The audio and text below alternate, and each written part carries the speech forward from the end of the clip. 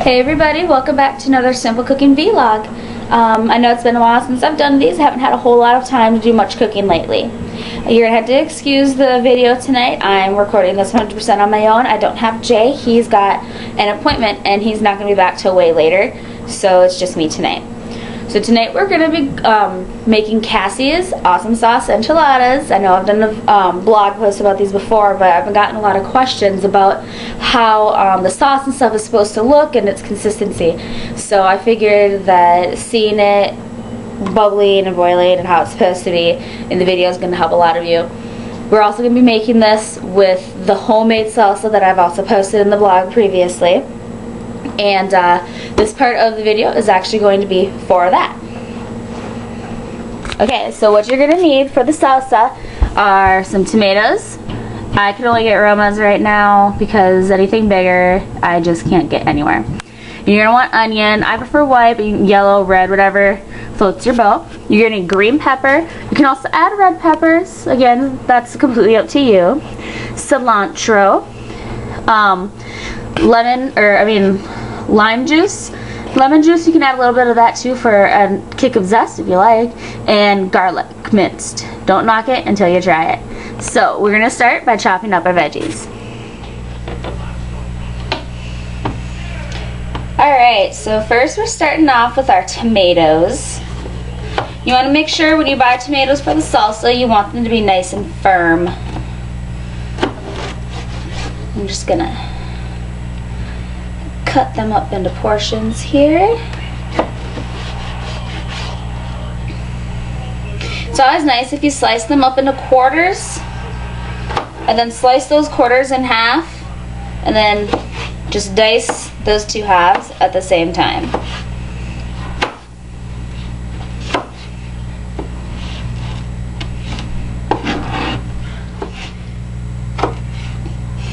I always do the tomatoes first because the juices from it are the biggest part of the salsa. And I want those juices to be able to kind of ooze out as much as they possibly can into the bowl before I get everything else in there. Alright, so that is the last of the tomato. You look and see I got all 5 of them in there. Go ahead and take these extra scraps. If you decide to take little green parts out, just toss them away. And then what I like to do is I take the knife and try and scrape any remaining juices and seeds into the bowl. This not only helps to clean off the cutting board for the necks, the onions, but gets that juice in there and helps it all get mixed up. Okay. Wipe off my knife.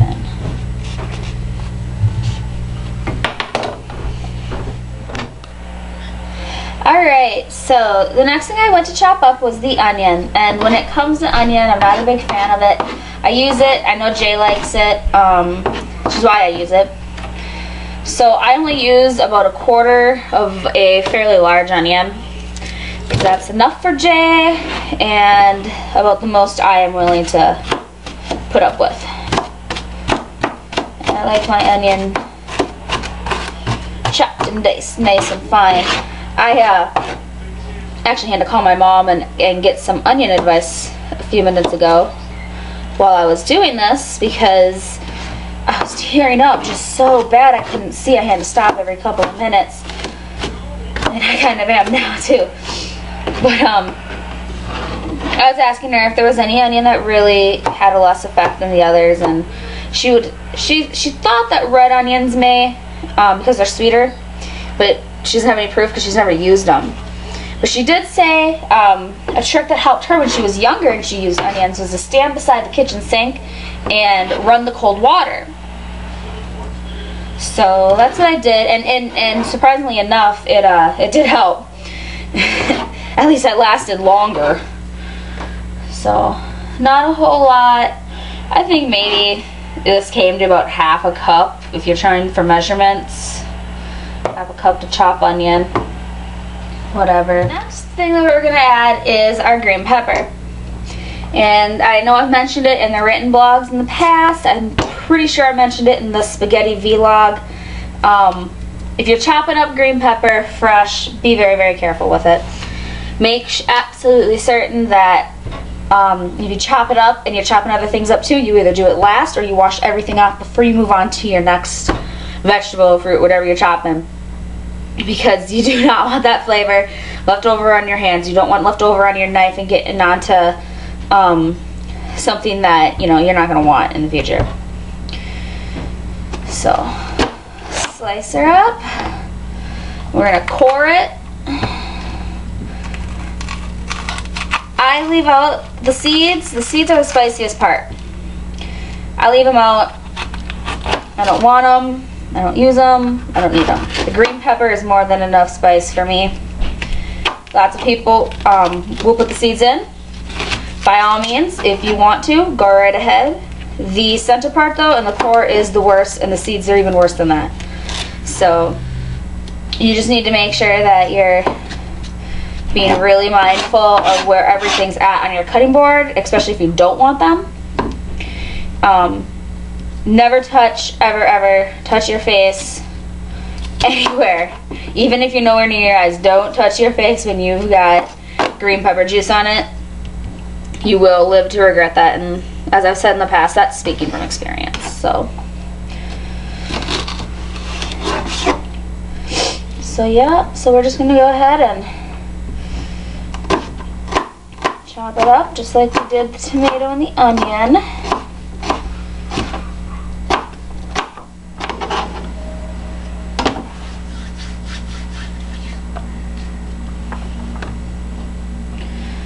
Alright, so everything's in there together. So now what you need to go ahead and do is clean all of this up. My extra, I'm going to go ahead and core that quick and throw it in the freezer with the rest of my frozen green pepper. Everything else is getting tossed out into the trash.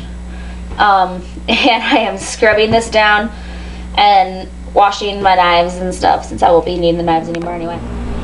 Alright, so now everything's nice and clean. We're going to go ahead and mix up what we have so far.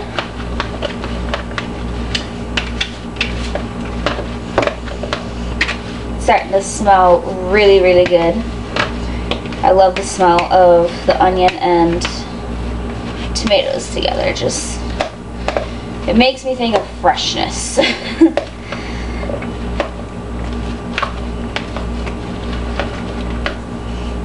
And you can use your spoon to press against it a little bit so the tomatoes kind of mash just a bit and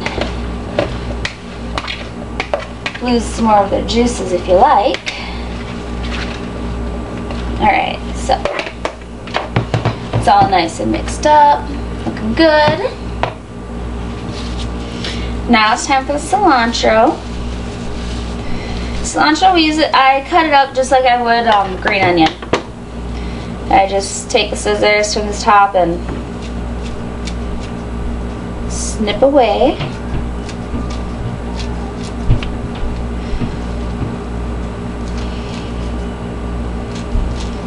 The scent of the cut cilantro actually adds to that smell that the onion and tomato create, and it just complements it really, really well. Like, it's all a part of each other and all one thing instead of three different ones.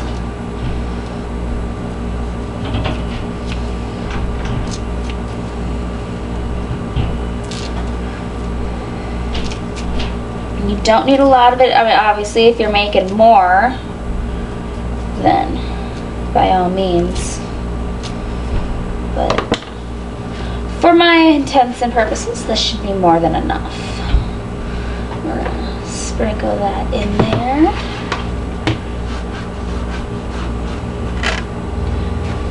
Mix it in.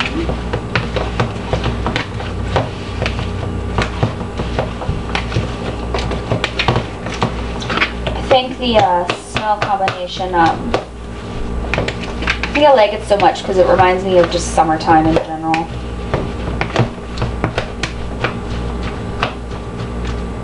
Alright, so my cilantro's mixed in. The lime is really a to-taste sort of a thing. I like to give it a circle and a half squirt.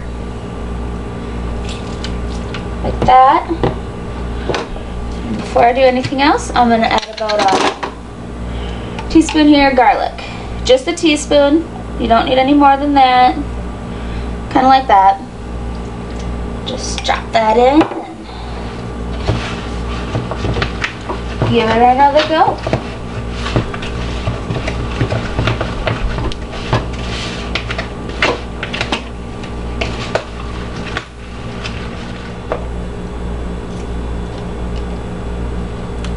That was awesome.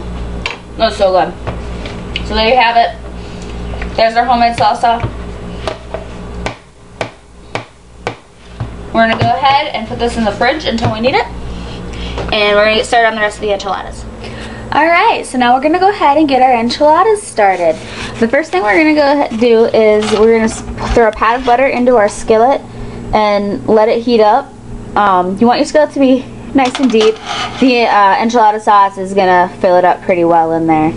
While that's melting, go ahead and cut up your chicken. If you had frozen chicken like I do, and defaw it however you like. I threw mine on the George Foreman for a little bit, so it got a lot of that icky fat and junk out. It's already partially cooked, which is really nice. George Foreman definitely cooks it way faster. And then when it cooled off a little bit, I just went and cut it up. So I'm just waiting for the butter to finish melting here, which it has. And we're going to go ahead and throw in the chicken. The original recipe actually calls for garlic and onion to be thrown in first and sauteed quick. I don't do that because I already have garlic and onion in the homemade salsa. Turn this up and let the chicken cook. Meanwhile, other things that you're going to need are a block of cream cheese, about half a cup of shredded cheese, and ground cumin again. The recipe actually calls for 4 ounces of cream cheese, which is half a block. I'm going to go ahead and use the entire block today just because I like, it makes the recipe thicker, I believe, and I just really, really like how that turns out. First thing you want to do is add about half a cup to 2/3 cup of the salsa. This is a 2/3 cup one that I'm going to use, and we're going to go ahead and throw that in there. Ooh, pretty. The next thing is we are going to add the cream cheese. And you want to do this in different spots all over. This way it melts down evenly. Like I said, the original recipe actually only calls for half a block. I'm using a whole block. I've discovered as I get older, I like cream cheese more and more. Hated it when I was younger. The more I use it nowadays in different cooking, the more I like it. I'll have to put my sister's really, really yummy chip dip recipe in here sometime. I'm just gonna... This is really hard to do one-handed, so again, I apologize for my camera work.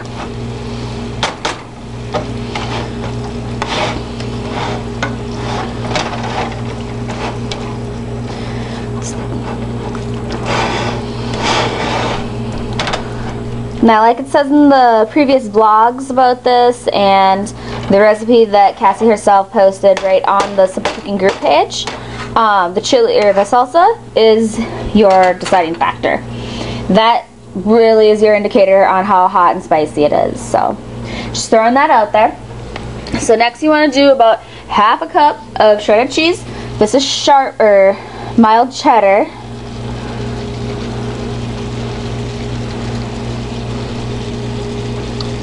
It's very tempting. Excuse me. Very tempting just to reach in there and take some. I love shredded cheese. Doesn't matter what kind. You can see it's starting to melt and, as Cassie likes to say, gooify. You're also, and I forgot to mention this before, because I forgot to do it myself, you're going to preheat your oven to 350 degrees. It's not like it's too late to do it now. Your oven's going to heat up just fine. You're also going to need some tortillas and a casserole dish. So keep that in mind. Look at that. Ooh, this is starting to look really, really good. Alright, so as you can see, it's getting all melty and yummy in there. Also already watery. It smells so good. So next, what we're going to do is we're going to add the cumin. The recipe calls for a teaspoon of cumin. I'm going to add it to taste because I love cumin a lot. You can tell the difference between the melted cheddar and the melted cream cheese. And you can smell the salsa cooking. Oh my god, it's to die for right now, dude.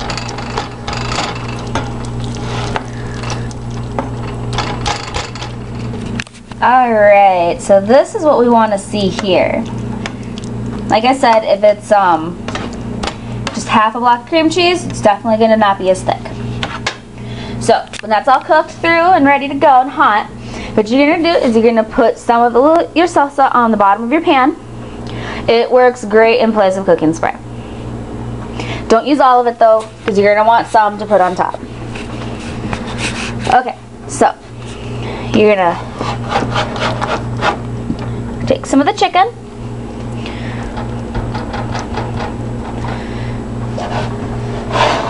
And fill. Put that in there.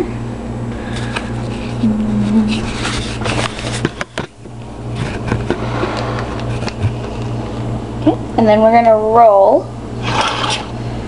So we fold, fold, fold, and one more. Ta-da! I rock.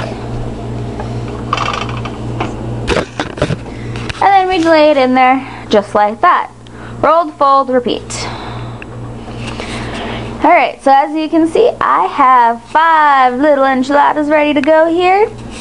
Obviously, the more chicken you make or the more of the other ingredients you use, the more you're going to make. So now, epic yumminess. I'm going to go ahead and take more salsa and just a little bit across the top.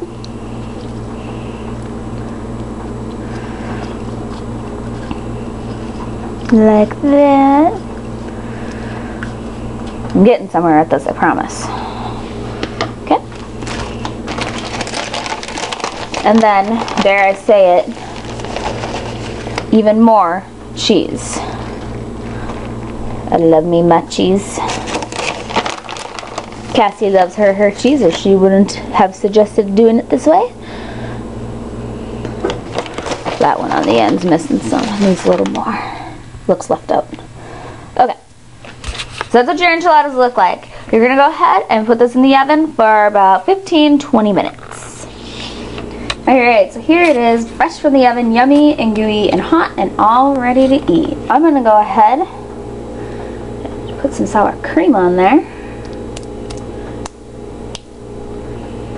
because I like it with sour cream. And that is our yummy, awesome sauce enchilada. Thank you for Cassie for the recipe. Thank you guys for sitting with me with my single person filming, and you guys have a great night.